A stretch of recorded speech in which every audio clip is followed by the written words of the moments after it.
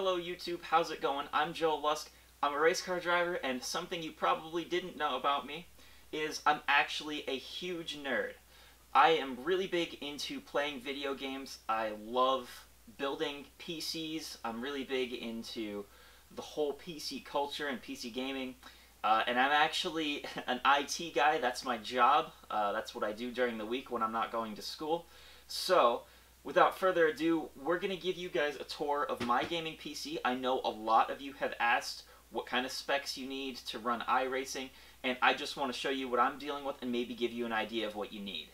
So this here is my PC, and this has kind of grown and evolved since I got it. And I originally got it years ago as a pre-built machine, but there are literally no parts remaining in that computer besides the case and one hard drive. So let's talk about my specs.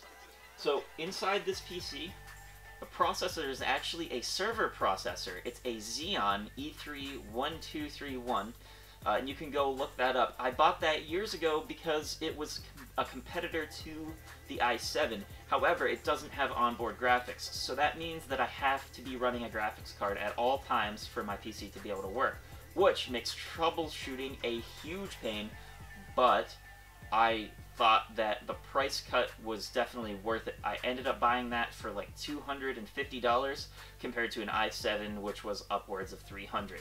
So that's what I'm going for a processor. And on top of the processor, you'll notice that I have a water cooler, which that actually did come with the original PC. I don't really overclock or anything like that, but it came with the PC and I have it on there just because, I mean, I think it looks cool. And plus it's that extra functionality in case my PC gets a little too hot. So, moving on down to the graphics card. This is very important. In this machine, I have a AMD Radeon Sapphire R9 390 Nitro Edition. And boy, is that a mouthful. And at the time when I bought it, it was basically top of the line, except it was a little bit of a discount price from a NVIDIA graphics card. However, I probably would recommend going with an NVIDIA graphics card because I think that their software package and drivers are all around better. For RAM in this machine, I have four 4 gig sticks, which totals out to 16 gigs of RAM. 2 of them are just older sticks of just no brand RAM, and then the other 2 are Crucial Ballistics RAM, which just all cheap end stuff. I didn't really need to go all out on that. I didn't feel like it was necessary. On down to another major feature of my machine. I actually have quite a few hard drives, and I'm a bit of a data hoard. I like to keep everything I do, plus when I'm shooting hours and hours of video every weekend, I have to have somewhere to store all that, especially during race season. I can't be juggling around and deleting files. I need to keep everything. So, I actually have 5 1TB hard drives in this machine, and they range all over from whatever was the best deal at the time, and so I did not try to spend a whole ton of money on each one of those hard drives.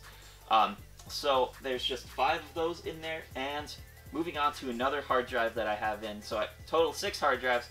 I actually have a Samsung Evo 750 500 gig SSD, and funny story about that, I purchased a 250 gig SSD, and I got in the mail a 500 gig one.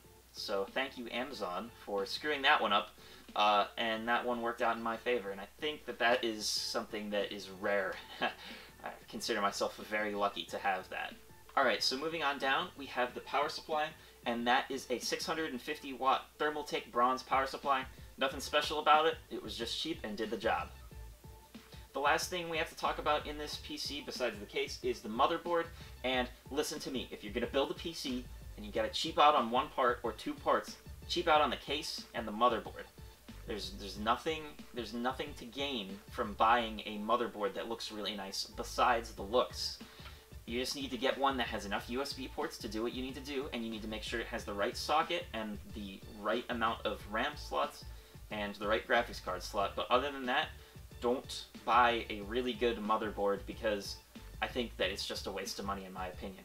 So this motherboard is a Gigabyte, I'm going to read it here, GA-Z97HD3, and it's just a full-size motherboard, the cheapest one that I could find at the time for all 4 sticks of RAM plus the graphics card and to fit the socket of my processor.